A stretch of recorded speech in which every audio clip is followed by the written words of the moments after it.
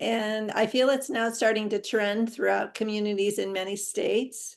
One huddle at a time.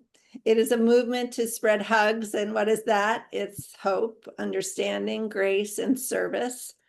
That acronym is loaded with meaning if you really dig deep into it. So I hope that you will dig deep into it, especially as we get close to 2026.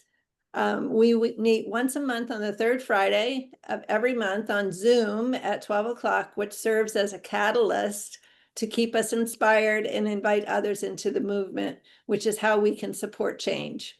All change starts with one person, and it helps to change our mindset. So moving forward, oh, my thing is, okay. I love November because November is a month of Thanksgiving, right? November was officially designated the National Gratitude Month in the USA. I didn't know that. I thought it was just a movement, but it is actually the National Gratitude Month in the US. Here are some of the popular practices in November, which I think we should adopt. Gratitude journaling, the gratitude jar, 30 days of gratitude challenge on social media. Let's do it. Acts of service. And Tim, this one's for you, handwritten notes. That's just to name a few. You can make up your own. The C in our Y force two T's is gratitude or creativity. We want to cultivate an attitude of gratitude. This is an example of the heartbeat of HUGS, by the way, showing up with small gestures that make a big difference every day of the year, not just in November, but every month. So I hope you'll join this movement as the next guests have done.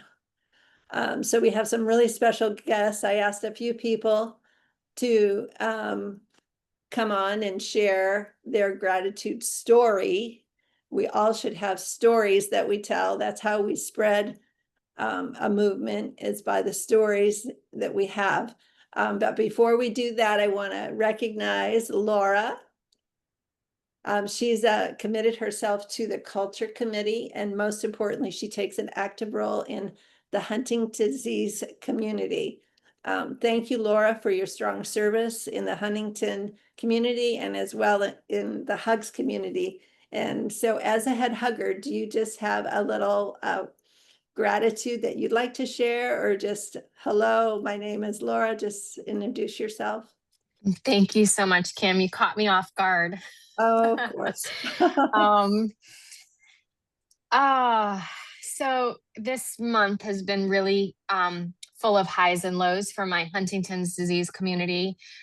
Some of you may know, with some of my posts on social media, we had received one of the only treatments with this disease that has no cure. And this is a terminal disease that many young children die before they even enter into teenage years. And many adults. I've lost my grandfather, 10 of his siblings, my mom, my brother, and I am gene positive and at some point could end up with symptoms. We received this wonderful news that we thought that there was going to be the first ever treatment for this disease. And unfortunately, about 2 weeks later, we found out that the FDA said that they need more data, and it's going to take about 3 to 5 more years to get there. It was a surgery that would be about 8 to 16 hours and at a price tag of at least $1 million. So it rocked our community, and it's really taken a toll on a lot of us. And I just really appreciate the support that I got from many of you and the messages. And I just really appreciate you guys and keeping me in your prayers and my Huntington's community. Cause I am I lead multiple support groups in the South Florida area. And I am just surrounded by such wonderful people when I come to the office, and just all of you being around me. It just means the world to me. So I thank you so much for that. And happy birthday, Laura. Thank you. Also, thank you for being our head hugger, making sure that the hugs go out this month. Okay, without further ado, I've invited some folks to share their gratitude story today. And we have Brittany, Louise, Tim, Jose, Mark, Barbara, and I'll close it out. So let's start. Just introduce yourself, tell us what office you're in, and share your gratitude story. Let's just start with Brittany. Welcome. I Hi. put you first, Brittany, so I don't miss you this time. Oh my goodness. Thank you. Thanks for having me. My name is Brittany. I'm here in Lexington, Kentucky. It's rainy and it's cold, but I have my Hugs t-shirt. I don't know if you can see me, but I am just thrilled to be a part of your community. And my gratitude story, I'm just going to start with I'm going to share about my dog, Annabelle. She's 5 years old. And around Memorial Day, she jumped off the couch when she heard me come home from a showing and she couldn't move her hind legs. In that instant, she just lost all feeling in her hind legs. And she's an integral part of our family. And God gave us her and over COVID. And I could just tell in her eyes that she wanted to, she wanted to get better. She wanted to heal. So I took her to 2 hospitals. We did all the treatments. We did all of the medications. And at the end of the day, the doctor said, we're really sorry, but she's not responding. And I said, okay. And during all the midst of this, we were praying for her. We were taking to her, to church to be prayed over. And it wasn't long after they said that she wasn't responding that she actually started to heal. So I know God healed her, and I think that is just a testimony to me that the desires of your heart he are important to him, and your family members, and there's just nothing that's out of his control, even though the doctor says this. He's our healer and he's our provider. And I know that a lot of people have pets and have had really heart-wrenching situations going on. And I'm sorry if yours didn't turn out the same as Annabelle's, but for those who may be having a struggle right now with their health, I would just encourage you to just keep lifting up in prayer, your need, and know that God hears what's on your heart, and he's there to provide for you. Thank you, Brittany. That was beautiful. And yeah, God does care about our furry friends. He cares about every detail. Thank you. Louise, are you there, my friend? Louise, you'll have to unmute. Is she there? Where are you, Louise? Hi, thank you. I was actually just expressing gratitude to a client who Awesome. called. I'm glad you're here. Thank you for the invitation. I'm happy to be here. Some faces I recognize and some faces are new to me, but I call all of us friends because I believe that we're all of similar culture. And a story I'd like to share with you that I shared with Kim when she invited me to join today is how we work with, how do I put it? We're in the real estate industry, right? We match people with houses. In essence, we get paid to help people reach their goals, right? And when we help them reach their goals, we happen to get compensated, which I think is just amazing. I love what I do. I think everyone is a great client. Some are great for me, some are great for me to refer to other agents. One recently that I didn't refer because she was so amazing is a 90-year-old woman who is downsizing from the home she and her husband built down here in 2001. They've been the only owners. He passed away 15 years ago, and she's going up north to be with family.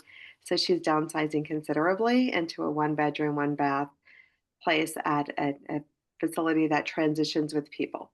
And her anxiety started to build when she was looking at 20 plus years of belongings in her home. And she's here by herself. And she said she felt anxious. She didn't know what to do with all of the furniture. And I said, what you do is you hire a professional like me. You tell me what concerns you, and we address it. And if we best case scenario is we or worst case scenario is we donate your furniture, which by the way was immaculate. She was such a fastidious person. And best case scenario is we find someone who can rehome it. And I put my fillers out there, as I'm sure all of you do when we have these requests, right? And Mhm. a tenant of ours was a person who responded and said, "Oh, we would appreciate the dining table."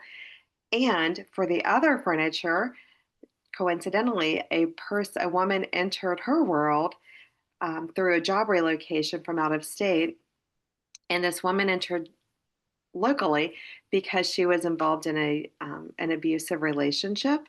So she left the relationship, and she has 3 sons that are currently in protective services until she can show that she has accommodations to provide for a family.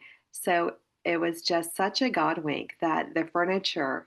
Essentially, this is a whole house of furniture with the exception of 1 bedroom of furniture and 2 pieces of living room furniture that were rehomed to this woman, and now she can be reunited with her children sooner. And it can you imagine any other industry where we get to bring joy to people? I mean, I just feel this is the best industry in the world. That's really awesome, Louise. So the gratitude is that we have such an amazing opportunity in our industry. And I love that you said it was a God wink, because what a wink that was. Thank you for sharing, and we look Oh, you're forward to welcome. hearing from you again in the future. Okay, next, our own Tim. Hi, Tim.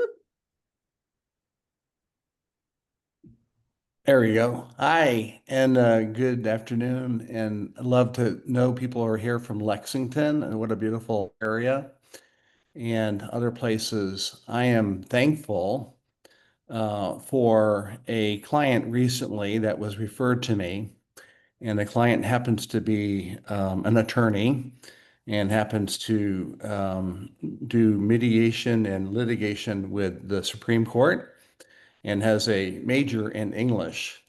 And so going through our listing agreement, I have never, ever, ever had someone thoroughly read it and then edit it to the extent that she did, with gratitude. She's doing what she has been taught to do as an attorney.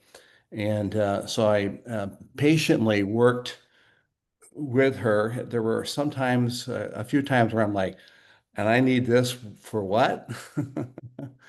And yet I learned through that, and I kept my composure.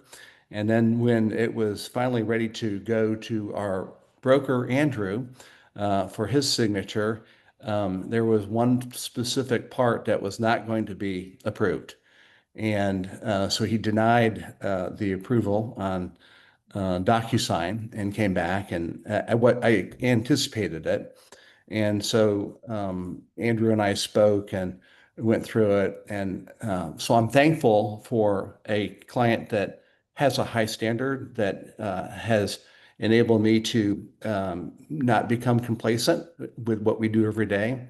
And then even more thankful to have a broker who is highly engaged in taking care of our clients and the agents alike, that was responsive and explained to me what and why. And then he was kind enough to have a conversation with the client, and collectively they agreed to move forward with the revised language that was there. Things we take for granted, and knowing all the different real estate companies and stories we've heard through the years of brokers who aren't there for their agents. I'm grateful for the leadership that we have at Keller Williams East Boca Raton, which is where I'm part of. So that's my gratitude. One other experience was at my fitness club. It's a pretty high level fitness club.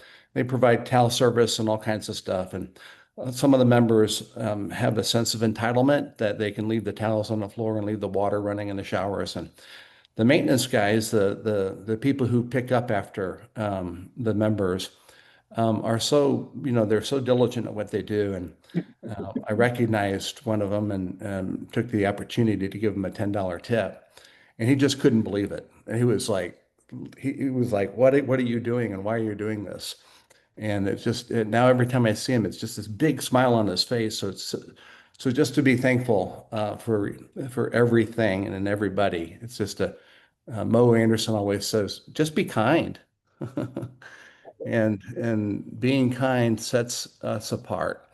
And I think it was Laura that shared about being involved in our clients. We are ministers in the marketplace. And I just love that. And that's the God wink. And I love that song that was shared as well. Thanks for the opportunity. Thank you, Tim. That was awesome. You are the words that come out of your mouth for sure. Next up, Jose. Yes, good afternoon. Delighted to have you too, Jose. Thank you so much. Good afternoon. Good morning, everyone. I'm Jose Fernandez down here in Miami. Um, What office in Miami, Jose? I'm actually in Pembroke Pines, the Pembroke Pines office with Natasha Teller. But I live down in Miami. So I actually wrote about my gratitude. So this year has been one of the most extraordinary seasons of my life. And as I reflect on it, my heart goes straight to one place: God's faithfulness. Professionally, God opened doors I never imagined. I had my best year in 22 years in real estate, including the highest sale of my entire career. I taught the one thing in Denver, Tampa, Orlando, and to my clients here in Miami. I attended family reunion, mega camp, the luxury symposium, the One Thing Summit, each one shaping me in ways only God could orchestrate. I was even invited to speak at the Legacy Conference for the Senior Real Estate Institute in Oklahoma, which felt like confirmation that when you say yes, God promotes you in his timing. But the part that touches my spirit the most was serving. This year, I went on 3 mission trips, 2 to the Dominican Republic and 1 to Jamaica, standing with families who lost almost everything, praying with them, and delivering supplies reminded me that God doesn't just bless us on our own comforts. He blesses us so we can be a blessing. Those trips renew my heart and grounded me in purpose. Personally, God gave me beautiful moments too, traveling with friends, going on a cruise, celebrating life in Tulum, attending a wedding in Mexico, hosting 5 client events, and being part of a church conference and outreach that reminded me that faith is lived, not just spoken. And then came a turning point. I faced health challenges that forced me to slow down. Those moments reminded me that my strength comes from him, that rest is holy, and that the greatest success in the world means nothing without the health to enjoy it. So when I look back, the lesson God has been teaching me this year is this: gratitude is recognizing his hand in every victory, his presence in every challenge, and his purpose in every season. It's trusting that the mountains I climb were guided by him, the people I serve were placed there by him, and the doors that open were opened for me, not by me. And what fills me with hope is that the year isn't over. God is still writing, still shaping, still preparing. This Thanksgiving, I hope we all pause and ask ourselves, Lord, what do you teach me to be grateful for this year? And how can I use that gratitude to serve you on purpose in the months ahead? Thank you. Wow, thank you, Jose. You are blessed to be a blessing. I love that. His hand is in every challenge. Thank you so much and happy Thanksgiving to you. Thank you. Mark Howard, come on in. Mark is from the KW East Boca. Yes, I am, Tim. How are you? I'm Thank good. you. Thanks for joining us today. Oh, you're very welcome. Thanks for having me. So I've been thinking about this, and I reflect back on 2025, and we've had there were good times, there were bad times. and there's so many things I can be grateful for: my family, my wife, the kids, the business. But the one thing that stands out this year, and Kim, I've shared this with you before, is the men's group that I belong to from my church. On Monday nights we get together, and I've got a solid core group of men that just we share life together. And one of the gentlemen in our group, his name is Jamie. He's been praying for me for 5 years. He's part of the Vio di Cristo organization. And he's been praying for me and asking me to go for 5 years. And I finally went this year. If you don't know what it is, it's a 3-day religious retreat where you have no phones, you have no clock. You're there, and you're there for one reason, and that is to strengthen your relationship with God. And I finally said yes to it, even though it was way out of my comfort zone. And what I experienced on that weekend was just phenomenal. And not only just strengthened my walk with the Lord, but just took me to new levels in my relationship with God. And if it wasn't for his persistence, my buddy Jamie's persistence, and obviously God's hand in this and orchestrating this, I would not have attended this retreat. And so when I look back in 2025, this is one of the things I'm so grateful for, is to have the opportunity to attend this, to share with other believers, and just really have the experience, and to be taken out of my comfort zone. And most importantly, just that God has put these guys in my life that really have shaped me. I've been attending this group now, I want to say, for 8 or 9 years, which doesn't feel that long, but I can't believe it's been that long. And each one of the guys in that group have really poured into me, and that's showing up in my professional life. It's showing up in my personal life with my wife and my kids. So that's what I'm most grateful for this year.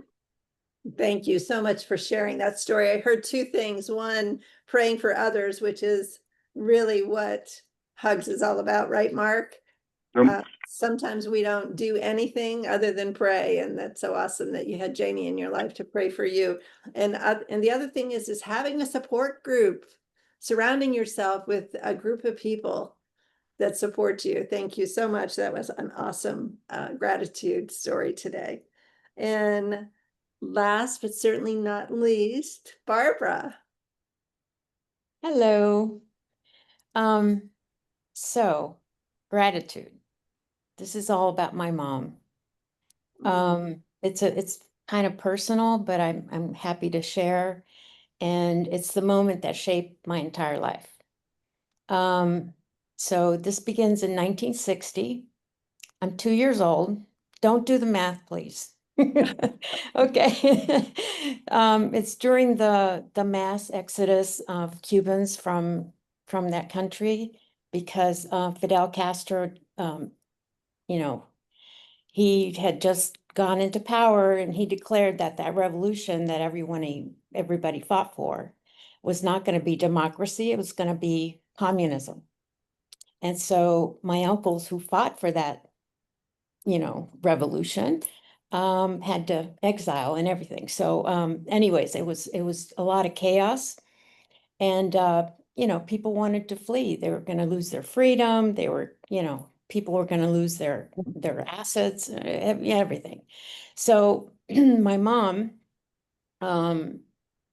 she decided we're leaving, and she was widowed at the time. I had just lost my dad in a car accident. So she was facing this alone, probably frightened and, grieving and everything. But she was determined I wasn't going to grow up in communism. So we reached the airport, and at the very last minute, we get to the thing, and they tell her she can go, but you can't. So there was something wrong with her visa. So she made a quick split decision to send me anyways. She um, she saw somebody in the one of the passengers, which she knew. I mean, everybody in Cuba knows each other, but she knew this person, you know, casually. And she asked him, "Can you make sure that she gets to Miami?" And, you know, he agreed. And so, you know, I'm 2 years old, and I'm getting on this plane, Pan Am, a 90-minute flight to Miami. So so at that time, the Cuban community was very tight here in Miami. Everybody knew everybody that came and all that stuff.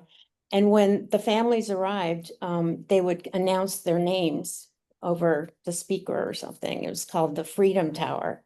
And somebody heard my family name, and they told my uncle, "Somebody from your family just arrived." And my uncle, my favorite uncle, Raul, he goes to the airport, and he's expecting an adult, you know, a brother, somebody.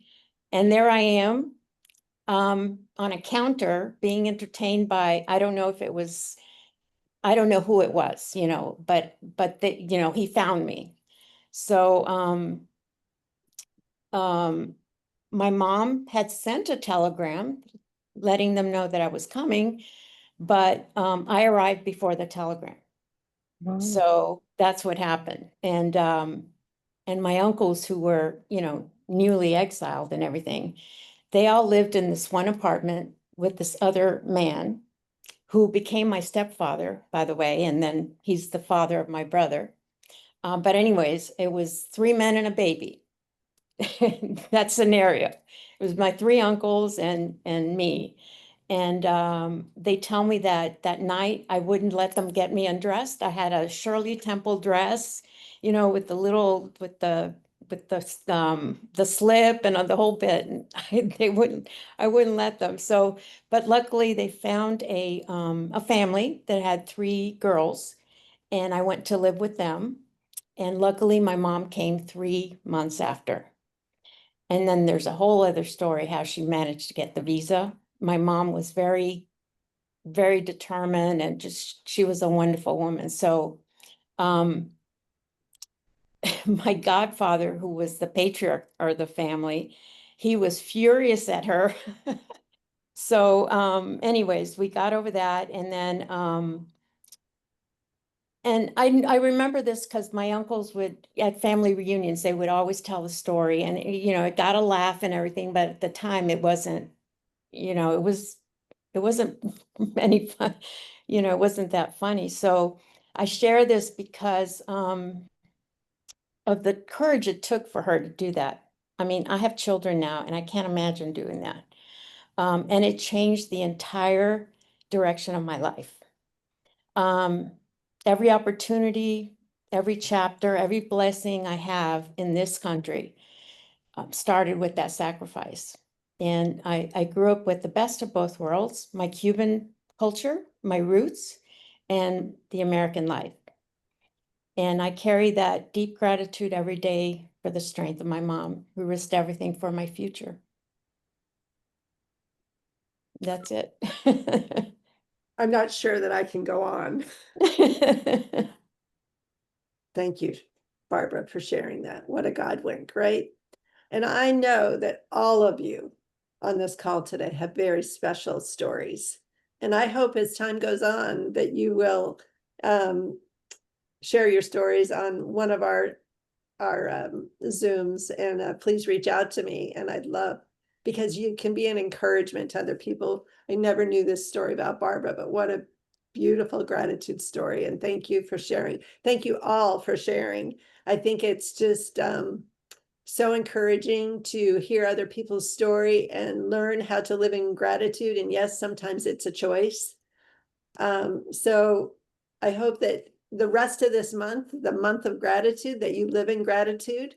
I challenge you to continue being a part of the HUGS community and begin your own social media post to encourage hope, understanding, grace, and service on your own.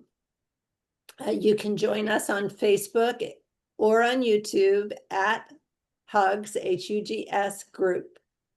You can also order a t-shirt. I see some of you wearing your t-shirts today. Thank you so much. You look great in yours, Tim. So write your gratitude story. I'm sure it was empowering to you personally to think about your own gratitude story. So I hope that you'll write your own. As I was thinking about what I would say if I was telling my story, I was walking the other day and I have a lot of people in my life that are facing cancer. And I thought, I'm grateful that I have a God that I can pray to on behalf of the people that I love. So as we close, I pray that you have a wonderful November and Thanksgiving. I pray that your mindset is that of gratitude. And we will see you next month. I'm very excited to have my brother, Mark Adams, coming to speak to us. I'm so, I'm like a mother hen. I love him dearly, but he has a lot to offer and share with you.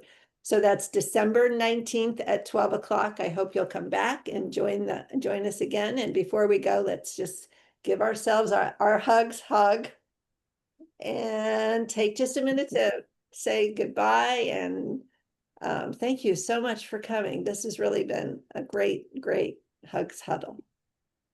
Thank you, Kim. Thank you so much, Kim. Thank you, guys. Oh, Happy Kristen, Thanksgiving, so everyone. good. Thank Thanks you. for coming back. Thank you. My heart is just full. This was just great. Man.